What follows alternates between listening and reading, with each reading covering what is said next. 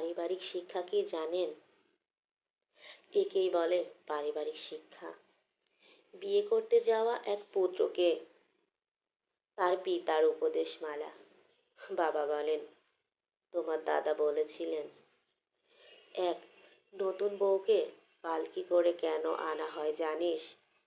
তাকে তো গরুর গাড়িতেও আনা যেত, তা না করে পালকিতে আনা হয় কারণ সে কত সম্মানিত তা বোঝানোর জন্য। পালকি থেকে নামানোর পর এ সম্মান কমানো যাবে না, সারা জীবন পালকির সম্মানেই তাকে রাখতে হবে। দুই, নতুন বউ পালকিতে উঠে কি করে জানিস? কাঁদে। কেন কাঁদে? শুধু ফেলে আসা স্বজনদের জন্য না, নতুন জীবন কেমন হবে সেই ভয়েও কাঁদে। তো চেষ্টা হবে পালকির কান্নায় যাতে তার জীবনের শেষ কান্না হয়। এরপর আর দুটো মাত্র উপলক্ষে সে কাঁদবে। একটি হলো মা হওয়ার আনন্দে, আরেকবার কাঁদবে তুই চলে যাওয়ার পর।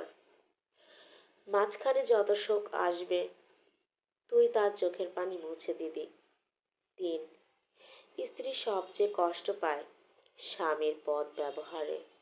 দেখ, আমি খুবই বদমেজাজি, কিন্তু কেউ বলতে পারবে না আমি তোর মায়ের সামনে কোনোদিন উঁচু গলায় কথা বলেছি। চার, বিয়ে মানে আরেকটি মেয়ের দায়িত্ব নেওয়া। এটাকে এভাবে পালন এটাকে ঠিকভাবে পালন না করলে আল্লাহর কাছে দায়ী থাকতে হয়।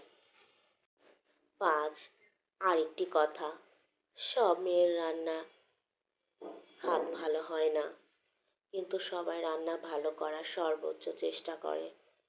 তাই রান্না নিয়ে বউকে কখনো খোঁটা দিবি না। ছয়, বউয়ের মা বাবাকে কখনো আমার শ্বশুর, আমার শাশুড়ি এগুলো ডাকবি না, বাবা মা বলে ডাকবি। আগের ডাকগুলো কোনো মেয়ে পছন্দ করে না। তুই ওগুলো ডাকলে বউ আমাদের ওইভাবেই ডাকবে। তুই ওনাদের সম্মান না করলে সে আমাদের সম্মান করবে না, এটাই নিয়ম।